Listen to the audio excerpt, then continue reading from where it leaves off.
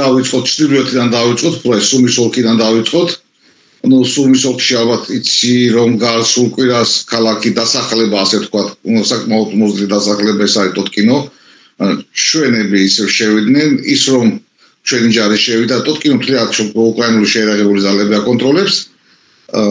ის რომ მაგალითად კურსკი ეს რაც იყო ნარატივი რომ კურსკი მთლიანად დატოვეს, უკრაინულ ჯარებს არ დაუტოვიათ კურსკი მთლიანობაში. პირიქით უკვე ტოტკინო მარტო ტოტკინოდან 1 კილომეტრი ტიკით კიდევ წაწეულები რომ მთლიანად ქალაქს აკონტროლებს. ჩამოვიწვევთ უკვე ცოტა ქვემოთ, ეს არის ვოლშანსკის მიმართულება, ხარკოვის ოლქი. ვოლშანსკის მიმართულებაზეც არავითარი რუსებს წინსვლა არ აქვს. მიუხედავად იმისა, რომ უკვე ფაქტურად დაწყებული არის საზაფხულო შეტევა რუსების უკვე ფართომასშტაბიანი შეტევა ფაქტურად დაწყებული არის, მინიმუმ 10 დღე არის უკვე. არავითარი წინსვლა არ აქვს და ასევე მთლიან ფრონტს ზაპოროჟიეს მიმართულებამდე რომ ჩამოვყვეთ.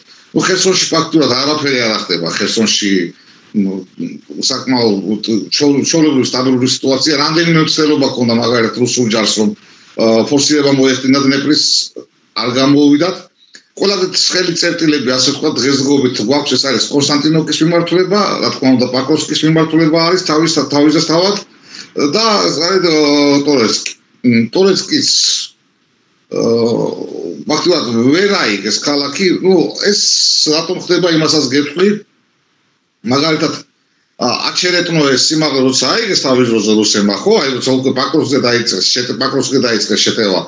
ფაქტურად თლიანი სერიოზული ძალები რაც ყავდათ, ბრძოლისუნარიანი ძალები შეალიეს აი ამ რაღაც 20 კილომეტრს. 100,000 კაცამდე ყავთ დაკარგული. გამოიფიტა რუსი ჯარი, ტექნიკაზე აღარ მაქვს საუბარი, მოამრავი ტექნიკა დაკარგეს.